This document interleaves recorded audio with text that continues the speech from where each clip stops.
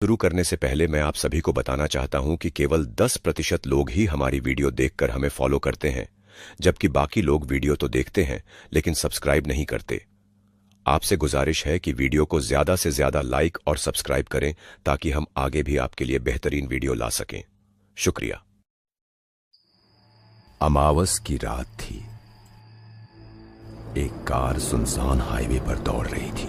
चारों ओर घना अंधेरा पसरा था और दूर दूर तक कोई और गाड़ी नहीं दिख रही थी।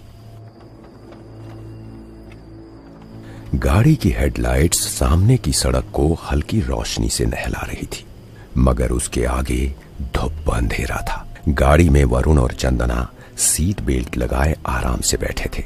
वरुण चंदना को लेकर अपने गांव जा रहा था। दोनों कुछ महीनों बाद शादी के बंधन में बंधने वाले थे और हंसी मजाक में रास्ता भी अच्छा कट रहा था। चंदना वरुण की खिंचाई कर रही थी। हाँ, वैसे कॉलेज में भी तुम एक नंबर के फ्लर्ट थे, तुम्हारे दोस्तों ने कई बार बताया था। अरे वो तो मजाक करते रहते हैं। अगर मैं फ्लर्ट होता तो सिर्फ 4 महीने की पहचान पर तुम्हें अपनी जिंदगी में शामिल करता। उसकी आवाज में हल्की नाराजगी झलक रही थी, मगर उसमें प्यार भी था। वो एक क्षण के लिए चंदना की तरफ देखने के बाद फिर से सड़क पर ध्यान से देखने लगा। चंदना मुस्कुरा दी। उसने देखा कि वरुण उसकी बात को लेकर थोड़ा असहज हो गया था, इसलिए उसने तुरंत माहौल को हल्का करने के लिए उससे कहा, अरे नाराज हो गए? मैं तो मजाक कर रही थी। जानती हूँ तुम मुझसे कितना प्यार करते हो। चलो ठीक है, तुम्हें मेरे प्यार का एहसास तो है। हाँ, कोई शक? फिर भी वरुण, जरा सा फ्लर्ट तो तुम ही थे। क्या तुम भी? तुम्हें मुझे सताने में बहुत मजा आता है, इसमें मुझे कोई शक नहीं है। ऐसा कह के दोनों हंसने लगे।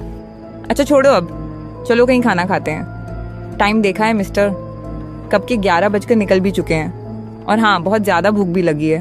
हाँ, यहाँ एक ढाबा है, अच्छा खाना मिलता है यहाँ। तुम्हें कैसे पता? वरुण ने कोई जवाब नहीं दिया, सिर्फ हल्के से मुस्कुराया। उसे ऐसा लगा मानो उसे ये कहना ही नहीं चाहिए था। गाड़ी धूल भरे कच्चे रास्ते से मुड़कर ढाबे के सामने आकर रुकी। ढाबे की पुरानी लकड़ी की छत और दीवारें धुएं और धूल से काली पड़ चुकी थी। वरुण और चंदना ने ढाबे के भीतर कदम रखा। अंदर का माहौल भी कुछ खास अलग नहीं था। 3-4 पुरानी लकड़ी की टेबल, जिनमें से बस 2 पर ही लोग बैठे थे, और एक कोने में एक औरत बैठी थी। दिखने में वो वरुण और चंदना की उम्र की ही लग रही थी। उसे देखकर चंदना धीरे से वरुण के कान में फुसफुसाई, वो औरत इतनी मायूस क्यों लग रही है? वरुण ने भी नजर घुमाकर उसकी ओर देखा। दोनों की आंखें उस अनजान महिला पर टिक गईं। तभी जैसे उसे उनकी नजरों का एहसास हो गया हो, वो औरत धीरे धीरे उठकर उनकी तरफ देखने लगी। उसने अपनी धीमी और थकी हुई आवाज में कहा, मैं निकिता, मेरी कार खराब हो गई है। बदौली जाना था सेमिनार के लिए, लेकिन गैराज वाला सुबह से पहले नहीं आ सकता। वरुण और चंदना ने एक दूसरे की ओर देखा। सेमिनार? हाँ, मैं भूत प्रेत और आत्माओं पर रिसर्च कर रही हूँ। इसी सिलसिले में एक सेमिनार में जाना था। वरुण ने कुछ देर तक सोचा और फिर सहानुभूति से बोला, अगर आप चाहें तो हम आपको लिफ्ट दे सकते हैं, वैसे भी हम उसी रास्ते पर जा रहे हैं। निकिता ने कुछ पल के लिए वरुण और चंदना को गौर से देखा, जैसे उनके शब्दों को तौल रही हो। फिर हल्की हिचकिचाहट के बाद उसने सिर हिला दिया। ठीक है, धन्यवाद। वरुण और चंदना ने अपना खाना जल्दी खत्म किया और तीनों गाड़ी में बैठ गए और गाड़ी सुनसान हाईवे पर चलने लगी। निकिता कार में बिल्कुल शांत बैठी थी। उसकी आंखें सड़क पर टिकी थीं और उसका चेहरा भावहीन था। तभी चंदना ने हंसते हुए माहौल हल्का करने की कोशिश की। तुमने कहा तुम भूत प्रेत जैसी बातों पर पीएचडी करती हो, तुम्हें डर नहीं लगता निकिता? डर कैसा, वे भी हमारे जैसे ही होते हैं। उनकी भावनाएं भी हमारी तरह होती हैं। बस फर्क इतना है कि हम इस पार हैं और वे उस पार। अजीब बातें करती हो तुम निकिता। भूतों की भी भावनाएं होती हैं, ये तो पहली बार सुना। हाँ, यह सच है। जब तक भूत अपनी इच्छा पूरी नहीं करते, तब तक शांत नहीं बैठते। उसे पूरा करने के लिए वे कुछ भी कर सकते हैं। कुछ भूतों को मर्दों से नजदीकी पसंद होती है, इसलिए वे रूप भी बदलते हैं। मर्द से संबंध बनाकर वे उसे मार डालती हैं। यह भूत मर्दों को ललचाता है। और बस करो अब, मुझे तो इन बातों से बहुत डर लगता है। तुम्हारी जगह मैं होती तो कभी ऐसे भयानक टॉपिक पे पीएचडी नहीं करती। मैं भी किसी खास कारण से इस टॉपिक तक खींची चली आई हूँ।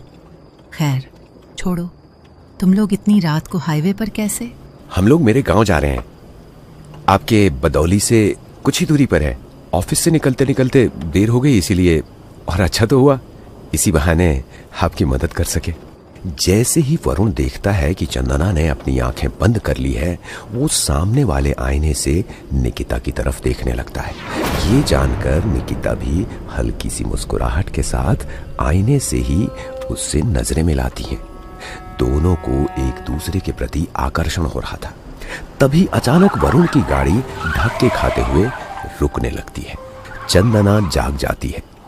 वरुण बड़ी सफाई से गाड़ी रास्ते के किनारे तक लाता है और गाड़ी बंद हो जाती है। क्या हुआ? गाड़ी क्यों रुक गई? वरुण ने माथे पर शिकन डालकर स्टीयरिंग पर हाथ फेरा और दोबारा इंजन स्टार्ट करने की कोशिश की, मगर कोई प्रतिक्रिया नहीं हुई। उसने बार बार कोशिश की। शायद आज हमारे साथ ये होना लिखा था, इसलिए कार बंद पड़ गई। प्लीज निकिता, मुझे डर लग रहा है। अरे मैंने तो बस मजाक किया था। कुछ नहीं, जैसे बंद हुई थी वैसे ही शुरू भी हो जाएगी।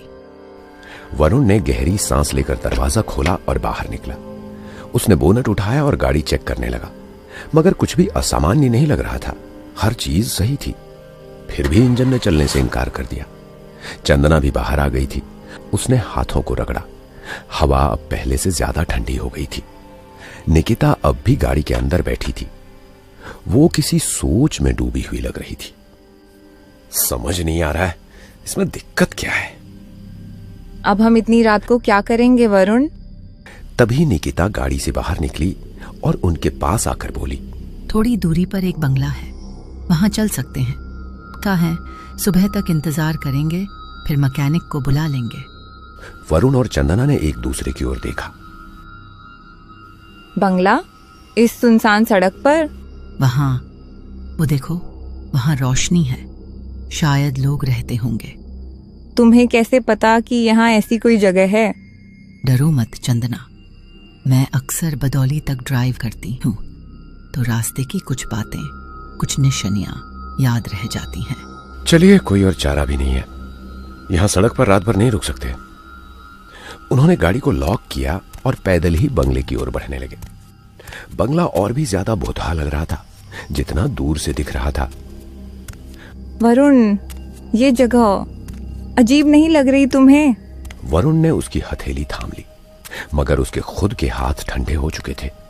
बाहर की ठंडी हवा और सन्नाटा बड़ा ही डरावना लग रहा था। निकिता आगे चलते हुए उन्हें रास्ता दिखा रही थी। चंदना और वरुण मानो हिप्नोटाइज होकर उसके पीछे चल रहे थे। तीनों निकिता के बताए हुए बंगले पर पहुंच जाते हैं। वरुण बंगले को देखकर कुछ चौंक सा गया, लेकिन उसने अपनी परेशानी अपने चेहरे पर जाहिर नहीं होने दी। बंगले के पुराने लकड़ी के दरवाजे पर एक जंग लगे लोहे का हैंडल था। वरुण ने धीरे से उसे घुमाया और दरवाजा चीखता हुआ खुल गया। भीतर धुप अंधेरा था, मगर अंदर कहीं एक लालटेन जल रही थी, जिससे हल्की मटमैली रोशनी बिखर रही थी। जैसे ही वे अंदर दाखिल हुए, एक बूढ़ा आदमी सफेद धोती कुर्ता पहने धीमे धीमे कदमों से उनकी ओर आया। कौन है? क्या चाहिए आप लोगों को? चाचा जी, हमारी गाड़ी खराब हो गई है। सुबह तक रुकने के लिए हमें 2 कमरे चाहिए, मिल पाएंगे क्या? क्या क्या कहा? गाड़ी खराब हो गई है, क्या सुबह तक के लिए 2 कमरे मिल सकते हैं? हाँ, कमरे चाहिए? रात यहीं रुकने आए हो? बूढ़े आदमी ने आगे बिना कुछ कहे अपनी जेब से 2 चाबियां निकालकर उनकी ओर बढ़ा दी। ये लो, पहली मंजिल पर 2 कमरे हैं, मगर ध्यान रखना, किसी चीज की जरूरत पड़े तो मुझे आवाज देना, मैं नीचे ही हूं।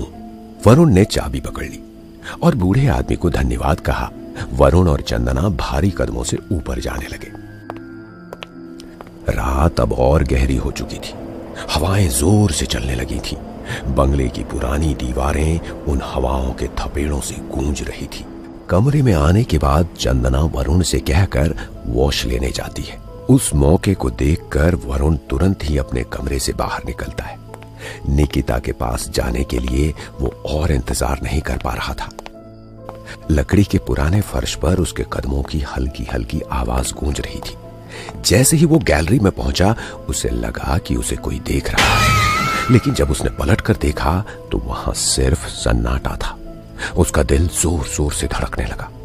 निकिता के कमरे के दरवाजे की दरार से हल्की हल्की रोशनी झलक रही थी। वरुण ने धीमे से भीतर झांका। कमरे के बीचों बीच निकिता बैठी थी। उसने शायद नहाकर अपने बाल खुले छोड़ दिए थे। उसके चारों ओर मोमबत्तियां जल रही थीं और जमीन पर अजीब अजीब आकृतियां बनी हुई थीं। उसके चेहरे पर एक अजीब सा सुकून था। उसके हाथ में पकड़े किसी किताब से वो कोई मंत्र पढ़कर कुछ बोल रही थी। वरुण के शरीर में एक ठंडी लहर दौड़ गई। उसने तेजी से पीछे हटने की कोशिश की, लेकिन तभी उसकी रीढ़ में सिहरन दौड़ गई। निकिता सीधे उसकी ओर देख रही थी। उसकी आंखों में अजीब सा ठहराव था, जैसे उसे पहले से ही पता था कि वरुण यहाँ है। अरे डर क्यों रहे हो? मैं तो बस स्टडी कर रही थी। वरुण की आंखें चौड़ी हो गई। उसकी सांसें तेज चलने लगी। स्टडी, उसने मन में दोहराया। आधी रात को इस वीरान बंगले में मोमबत्तियों और अजीब मंत्रों के बीच उसका दिमाग उसे वहां से भागने के लिए कह रहा था। वो तेजी से कमरे से हटकर अपने कमरे की ओर भागा। दरवाजा खोलकर वो अंदर आया और झटके से उसे बंद कर दिया। चंदना पहले ही बाहर आ चुकी थी। वरुण की हालत देखकर वो परेशान हो गई। क्या हुआ वरुण, इतने घबराए हुए क्यों हो? वरुण डर के मारे चंदना को गले लगाता है। वो कुछ कहने ही वाला था कि चंदना के स्वर में अचानक बदलाव आ गया। उसकी आवाज पहले जैसी नहीं रही थी। अब वो ठंडी, गहरी और उसमें एक अजीब सा कंपन था। घबराओ मत वरुण, अब तुम्हें कोई कभी नहीं डरा सकता। वरुण का दिल तेजी से धड़कने लगा। उसने धीरे धीरे सिर उठाया और देखा चंदना अब पहले जैसी नहीं लग रही थी। उसकी आंखें डरावनी थीं और उसका चेहरा भी बदल गया था। उसकी त्वचा सफेद पड़ गई थी। वरुण की सांसें अटक गई। उसके सामने अब चंदना नहीं बल्कि कोई और थी। रश्मि! वरुण का गला सूख गया। उसने देखा सामने खड़ी लड़की के चेहरे पर एक डरावनी मुस्कान थी। हाँ वरुण, मैं रश्मि 4 महीने से इसी रात का इंतजार कर रही थी। चंदना का रूप लेकर आई हूँ। याद है, इसी बंगले में तुमने मुझसे संबंध बनाए थे और फिर मुझे मार डाला था अपना जी भर जाने के बाद। क्या गलती थी मेरी? सिर्फ ये कि मैं तुमसे शादी करना चाहती थी। उस दिन तो तुम बच गए थे वरुण, लेकिन तब से मैं अपनी बदले की आग में जल रही हूँ। आज मैं तुम्हें नहीं छोड़ूंगी। नहीं, ये सच नहीं हो सकता। उसने तेजी से दरवाजे की ओर देखा, लेकिन दरवाजा अब खुद ब खुद बंद हो चुका था। रश्मि अब धीरे धीरे उसकी ओर बढ़ने लगी। उसकी आंखें अब पूरी तरह खून जैसी लाल हो चुकी थी। आज मैं तुम्हें नहीं छोड़ूंगी। नहीं, मुझे माफ कर दो। मुझे जाने दो। माफ कर दो। वरुण, आज वही सब करो जो उस रात किया था। आओ, मेरी बाहों में आओ। वरुण अब बुरी तरह कांपने लगा। अचानक रश्मि ने अपनी बाहें फैलाई और एक झटके में वरुण को जगा दिया। वरुण ने जोर से चीख मारी, उसकी आवाज गूंजती थी, जैसे कोई उसे सुन नहीं रहा था। चीखें रात के अंधेरे में गूंजने लगी। इस तरह रश्मि ने अपना बदला पूरा कर लिया और निकिता की खोज भी पूरी हुई।